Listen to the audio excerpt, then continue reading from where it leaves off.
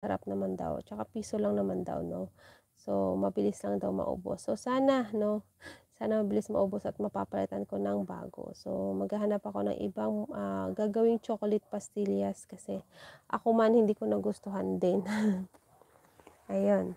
So ayan, sa mini cookies pala ng aking kapatid, ayan salamat po 'no, dahil, medyo pumatok po sa aming barangay 'no, marami pong nag-order. So ang ginawa ko bilang showing gratitude to all the ano, ayan, so siyempre nagpa-pray po tayo kahit papaano, para halos lahat is makatikim 'no.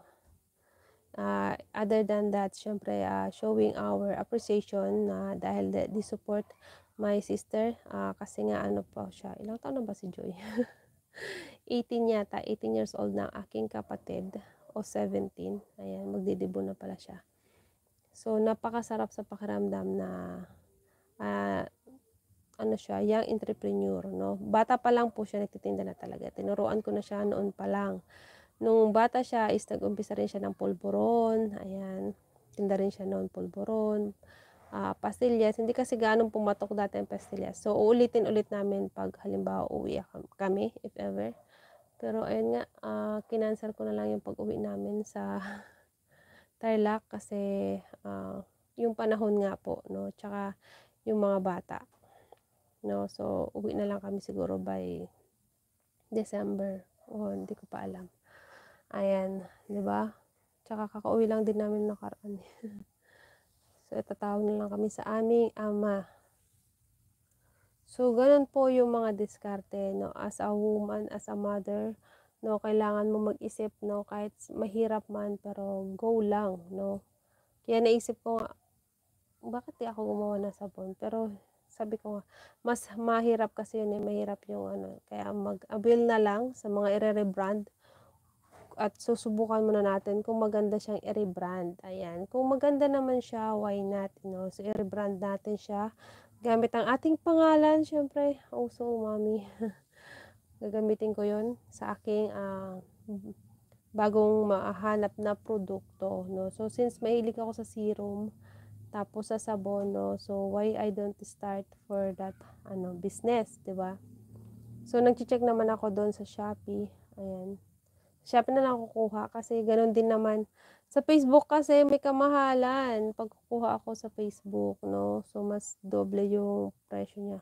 Sa lip tint kasi hindi ako masyado, so sabi nga nila kung saan ka mahilig, doon ka mag-start ng business. Kasi 'pag nakita nila na ginagamit mo siya and nagwo-work sa pangangatawan mo, why not? Pero siyempre ako kasi mahilig din ako sa herbal kaya lang kailangan po ng license 'pag nagtitinda ng mga herbal-herbal 'no, hindi ho biro ang pagtitinda ng mga herbal. So, do'n na lang tayo sa mga sabon, sa mga internal ano lang, uses 'no, not in the external na lang. Kasi mahirap po 'yun, 'di ba?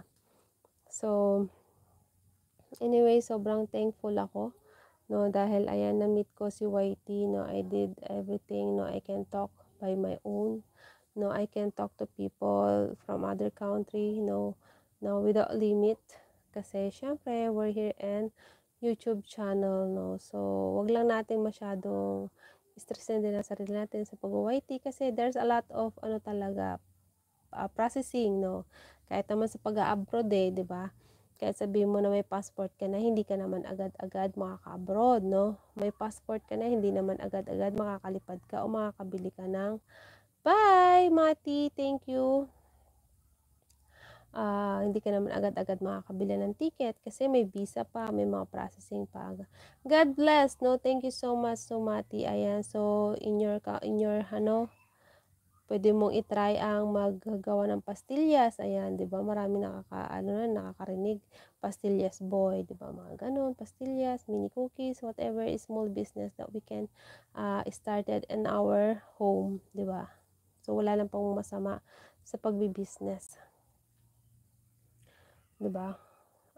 Anyway, so sabi ko nga, sa ay, 10:20 na, bilis naman. So, sa pagbi-business or sa pagpa-process in life 'no, there's a lot of struggles. Pero 'wag po tayong sumuko kasi, darating yung araw na para rin naman sa